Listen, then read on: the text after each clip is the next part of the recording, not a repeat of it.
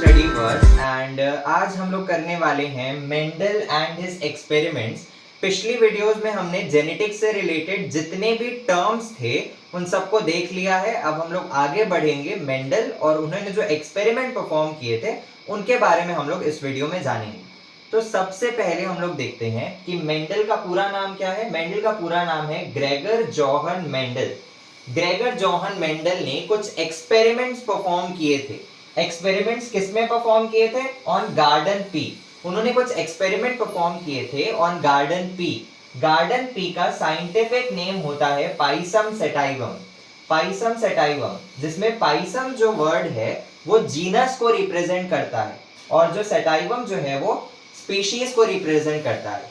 तो Gregor Johan Mendel ने कुछ एक्सपेरिमेंट परफॉर्म किए थे। किस पे एक्सपेरिमेंट परफॉर्म किए थे? On garden pea, that is Pisum sativum.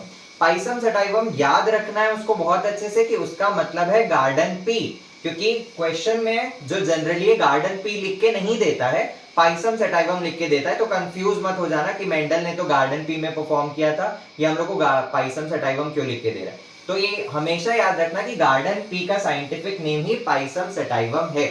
ठीक है, तो ग्रेगर जोहन मेंडल ने इन द ईयर बिटवीन 1822 से 1884 के बीच में उन्होंने कुछ एक्सपेरिमेंट परफॉर्म किए थे on garden pea, that is Pisum sativum. अब क्यों किए थे? Why Mendel performed experiments? Because to understand heredity. उन्होंने एक्सपेरिमेंट परफॉर्म किए on garden pea to understand the term और द प्रोसेस ऑफ हियरडिटी। अब हियरडिटी हमने जो है वो पहले वीडियोस में देख लिया, पर हम लोग अभी भी एक बार और देखेंगे। तो हियरडिटी होता क्या है? Heredity is the transmission of trait. Heredity is the transmission of trait from one generation to other. ठीक है, इसका मतलब क्या है? हियरडिटी जो है वो is the process of transmission of trait. Trait क्या है? ट्रेट कैरेक्टर है। ठीक है, ट्रेट और कैरेक्टर, ट्रांसमिशन ऑफ ट्रेट और character from one generation to other. एक जनरेशन से दूसरे जनरेशन में जो भी ट्रेट्स या कैरेक्टर ट्रांसफर होते हैं उस प्रोसेस को हम लोग हियरडिटी बोलते हैं। ठीक है, अब हियरडिटी का एग्जांपल अगर हम लोग देखें तो हेयर टाइप। सपोज कि कोई एग्जांपल लेते हैं हम लोग पेरेंट्स का, तो उसमें से अगर पेरेंट्स में से किसी के पास कर्ली हेयर है, ठीक है, किसी का हेयर टाइप जो है वो कर्ली हेयर है, तो मोस्टली जो है वो ऑफस्प्रिंग को जो है वो हेयर टाइप कौन सा जाएगा? कर्ली हेयर टाइप जाएगा, क्योंकि कर्ली हेयर टाइप वहां पे डोमिनेंट है और डोमिनेंट कैरेक्टर्स ही आगे ऑफस्प्रिंग में शो होते हैं। ठीक है, तो यहाँ पे हियरडिटी में हम लोग क्या ले सकते हैं? हेयर टाइप का एग्जांपल ले सकते हैं। हेयर टाइप का एग्जांपल ले सकते हैं जिसमें से मोस्टली जो कॉमन है वो है कर्ली हेयर टाइप। ठीक है, नेक्स्ट हम लोग बोलते हैं उन्होंने एक्सपेरिमेंट परफॉर्म किए। क्यों किए? To understand heredity. अब उन्होंने हियरडिटी को एक्सपेरिमेंट करके समझा और उन्होंने क्या बताया कि he said heredity is controlled by some factors. उन्होंने ये कंक्लूजन निकाला कि हियरडिटी जो है वो सर्टेन फैक्टर्स, सर्टेन कोई एक चीज है जिसको हम लोग फैक्टर बोलते हैं और वो चीज जो है वो कंट्रोल करता है हियरडिटी को। उन्हीं फैक्टर्स को मॉडर्न जब जैसे जैसे टाइम बढ़ा और एक्सपेरिमेंट परफॉर्म किए गए, तब उन्हीं फैक्टर्स को हमने नाम दे दिया जीन्स, जिसको अभी हम लोग जानते हैं that genes is responsible for the particular character present in the individual. ठीक है, जो भी जो हमारा जेनेटिक्स है, ठीक है, उसमें जो भी जीन्स प्रेजेंट है उसके वजह से ही हम लोग के जो ऑब्जर्वेबल कैरेक्टर्स हैं या फिर इनहेरिटेड कैरेक्टर्स हैं वो सारे जीन्स के वजह से ही पॉसिबल हो पाते हैं। ठीक है, तो यहाँ पे क्या बोल रहे हैं? उसी फैक्टर्स को हम लोगों ने यहाँ पे जीन्स बोलना शुरू कर दिया। ठीक है, तो he said heredity is controlled by some factors. उन्हीं फैक्टर्स को हम लोग अब जीन्स बोलते हैं। ठीक है, या फिर क्रोमोसोम में जो भी एक पार्ट है जिसको हम लोग जीन्स बोलते हैं, वही तो वही बोलना चाह रहे हैं कि पहले उसको फैक्टर्स बोला गया, फिर उसको बोला गया कि नहीं, क्रोमोसोम में जो पार्ट है वही जो है वो कंट्रोल करते हैं हियरडिटी को, फिर उसके बाद उसको नाम दे दिया गया जीन्स। नेक्स्ट अब हम लोग देखेंगे उन्होंने गार्डन पी लिया एक्सपेरिमेंट के लिए। अब क्यों लिया? क्योंकि उसमें 7 ऑब्जर्वेबल कॉन्ट्रास्टिंग कैरेक्टर्स हैं। गार्डन पी में जो है बहुत सारे कॉन्ट्रास्टिंग कैरेक्टर्स देखने को मिलते हैं, इसीलिए उन्होंने गार्डन पी को चूज किया और काफी इजी था उसमें जो भी एक्सपेरिमेंट परफॉर्म करना, उनका पॉलिनेशन करवाना काफी इजी था, इसीलिए उन्होंने गार्डन पी सेलेक्ट किया। अब गार्डन पी में भी कैसा सेलेक्ट किया उन्होंने, ट्रू ब्रीडिंग प्लांट सेलेक्ट किए। कैसा सेलेक्ट किया उन्होंने garden pea, true breeding plant select किए। Garden pea with visible contrasting characters, उन्होंने जो हम लोग को देख सके यानी फिनोटिपिक जो भी कैरेक्टर्स थे, फिनोटिपिक कॉन्ट्रास्टिंग कैरेक्टर्स उन्होंने सेलेक्ट किए। Selected true breeding garden pea and took 7 contrasting pairs of traits. उन्होंने 7 contrasting pairs of traits select किए और उन्होंने true breeding plant select किया। ट्रू ब्रीडिंग प्लांट को हम लोग प्योर ब्रीडिंग प्लांट भी बोलते हैं। अब ट्रू ब्रीडिंग या प्लांट या फिर प्योर ब्रीडिंग प्लांट का मतलब क्या होता है, ऐसे प्लांट्स जो जिनके ऑफस्प्रिंग जो है वो सिमिलर कैरेक्टर शो करे टू द डोमिनेंट पेरेंट। ठीक है, सपोज यहाँ पे ट्रू ब्रीडिंग प्लांट का मैंने पिछले वीडियो में भी बताया, आप जाके देख सकते हैं, अभी मैं और बता रहा हूँ। अगर हम लोग यहाँ पे लेते हैं कैपिटल टी, तो ये क्या शो करेगा, टॉलनेस शो करेगा। ठीक है, और याद रखना कि टॉल जो है वो डोमिनेंट है। In the case of garden pea जो हम लोग ले रहे हैं उसमें टॉल कैरेक्टर जो है वो डोमिनेंट है। तो हमने यहाँ पे लिया कैपिटल टी जो कि एक प्योर ब्रीडिंग प्लांट है। यहाँ पे हमने लिया स्मॉल टी जो कि एक ड्वार्फ कैरेक्टर शो करेगा। अब इनका अगर हम लोग क्रॉस करवाएंगे तो हम लोग को प्रोजेनी कैसे मिलेंगे, capital T small T, capital T small T, capital T small T, capital T small T. ये है हमारा, ये क्या निकल गया है, ऑफस्प्रिंग या F1 जनरेशन। ये पूरा जो हमारा है ये क्या है, ये है F1 जनरेशन, ये है F1 जनरेशन। ठीक है, ये है F1 जनरेशन। अब हम लोग इसमें देख सकते हैं, क्या देख सकते हैं कि ये सारे कैसे हैं, हेटेरोजाइगस है। ठीक है, लेकिन वो क्या हो गया, जीनोटाइप हम लोग देख रहे हैं। हम लोग को जीनोटाइप अभी नहीं देखना, हम लोग को फिनोटाइप देखना है। तो अगर इसका फिनोटाइप में पूछो तो क्या होगा, इसका फिनोटाइप होगा कि ये सारे टॉल हैं। ठीक है, ये सारे टॉल हैं।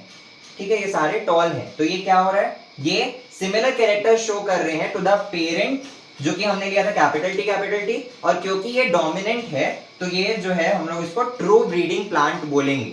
क्यों, क्योंकि ऑफस्प्रिंग जो आ रहे हैं वो सिमिलर कैरेक्टर शो कर रहे हैं टू द डोमिनेंट पेरेंट, इसीलिए वो ट्रू ब्रीडिंग प्लांट्स क्या होंगे, ऐसे प्लांट्स जिनके ऑफस्प्रिंग जो है वो सिमिलर कैरेक्टर शो करे, उनको हम लोग प्योर ब्रीडिंग या फिर ट्रू ब्रीडिंग प्लांट्स बोलेंगे।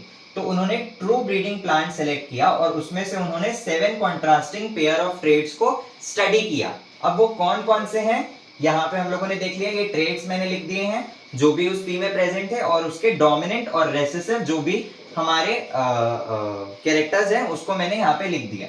तो ट्रेट्स में सबसे पहला आता है ट्रेट या कैरेक्टर, सीड का शेप। ठीक है, अब सबने मटर तो देखा ही है। ठीक है, गार्डन पी हम लोग मटर को ले रहे हैं यहाँ पे, तो मटर सबने देखा ही है, उसमें ऐसे प्रेजेंट होता है एक पॉड और उसमें ऐसे सीड्स प्रेजेंट होते हैं।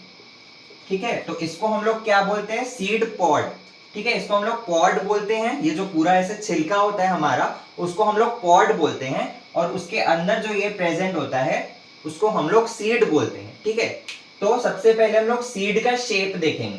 तो हम लोग जनरली घर पे जो मटर लाते हैं उसका सीड के शेप कैसे रहते हैं, राउंड रहते हैं। ठीक है, क्यों, क्योंकि राउंड जो है वो डोमिनेंट कैरेक्टर है। राउंड जो है वो डोमिनेंट कैरेक्टर्स है। हम लोग कई बार देखते हैं कि कुछ सीड्स जो है वो ऐसे रिंकल्ड होते हैं, रिंकल्ड यानी सिकुड़ा हुआ टाइप का रहता है। ठीक है, तो उसको हम लोग, या श्रिंक हो गया हुआ रहता है। ठीक है, तो वो जो है वो एक रेसेसिव कैरेक्टर है, यानी रिंकल्ड जो है वो रेसेसिव कैरेक्टर है। तो सीड का शेप डोमिनेंट होगा राउंड और रेसेसिव होगा रिंकल्ड। सीड का कलर हम लोग देखेंगे तो वो येलोइश टाइप का होता है, तो येलो जो है वो डोमिनेंट होता है, ग्रीन जो है वो रेसेसिव होता है।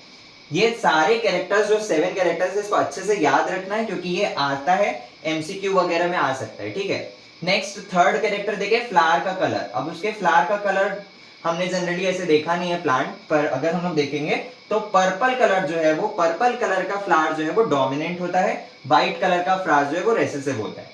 पॉड की शेप की बात करें, मैंने बताया इसको हम लोग छिलका को जो है वो हम लोग उसको पॉड बोलते हैं। तो उसका शेप कैसा रहता है, जनरली फुल रहता है। फुल मतलब वो अपने एक शेप में रहता है। ठीक है, ऐसे शेप में रहता है।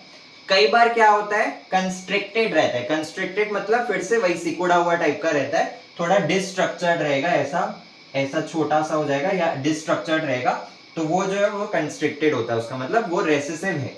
पॉड की कलर की बात करें तो छिलका हम लोग देखते हैं जनरली कौन से कलर का होता है, ग्रीन कलर का होता है, तो ग्रीन जो है वो डोमिनेंट है और येलो जो है वो रेसेसिव है।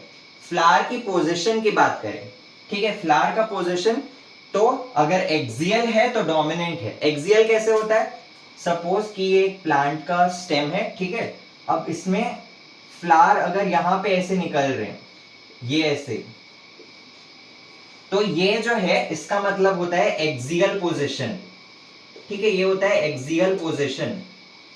साइड साइड पे अगर निकल रहे ब्रांचेस, साइड साइड पे फ्लावर्स है प्रेजेंट, तो उसको हम लोग एक्सियल पोजीशन बोलते हैं। तो अगर फ्लावर का पोजीशन जो वो एक्सियल है तो वो डोमिनेंट है, टर्मिनल है तो रेसेसिव है। टर्मिनल का मतलब सपोज कि यहाँ पे एक स्टेम है और फ्लावर जो है वो यहाँ पे उग रहा है, ठीक है, अगर ये कोई भी एक लाइन है बोलेंगे हम लोग, तो इसका टर्मिनल कहाँ पे होगा, यहाँ पे होगा। तो टर्मिनल में अगर एक फ्लावर प्रेजेंट है तो उसको हम लोग बोलेंगे कि वो रेसेसिव है, ठीक है। देन आता है स्टेम का हाइट, तो स्टेम का हाइट हम लोग देखेंगे कि डोमिनेंट जो है वो टॉल होगा और रेसेसिव जो है वो ड्वार्फ होगा। तो ये थे 7 contrasting pairs of garden peak, ठीक है। तो इन्हीं को स्टडी करके ग्रेगर जोहन मेंडल ने हियरडिटी को अंडरस्टैंड किया और एक्सप्लेन किया, ठीक है। आगे हम लोग और देखेंगे कि कैसे उन्होंने जो है 3 लॉज दिए, ठीक है, मेंडल 3 लॉ हम लोग पढ़ेंगे, मेंडल्स 3 लॉ पढ़ेंगे। और हम लोग ये देखेंगे कि जो F2 जनरेशन आएगा, हमने देखा कि F1 जनरेशन जो है उसमें जो प्रोजेनी है या ऑफस्प्रिंग है वो अपने डोमिनेंट पेरेंट को रिसेंबल करती है, पर जब जनरेशन का जब हम लोग सेल्फ पॉलिनेशन करवाएंगे तब हम लोग को जो रिजल्ट मिलेगा या ऑफस्प्रिंग मिलेगा वो F2 जनरेशन कहलाएगा। और उस F2 जनरेशन में 1/4 पार्ट जो है, 1/4 क्या होता है, 1/4 इतना होता है, ठीक है, ये 1/4 पार्ट होगा। तो 1/4 ऑफस्प्रिंग जो है वो ड्वार्फ कैरेक्टर शो करेंगे। अब क्यों करेगा इसका रीजन हम लोग देखेंगे अगली वीडियो में। और जो भी मेंडल ने डिफरेंट लॉज दिया हम लोग को, 3 लॉज दिए मेंडल ने, उनको हम लोग नेक्स्ट वीडियो में देखेंगे, ठीक है। एंड इसका रीजन भी देखेंगे कि क्यों 1/4 जो है वो ड्वार्फ प्लांट आ रहे हैं, ठीक है। तो till then stay tuned to Studyverse and please subscribe to the channel Studyverse, share it with your friends and family.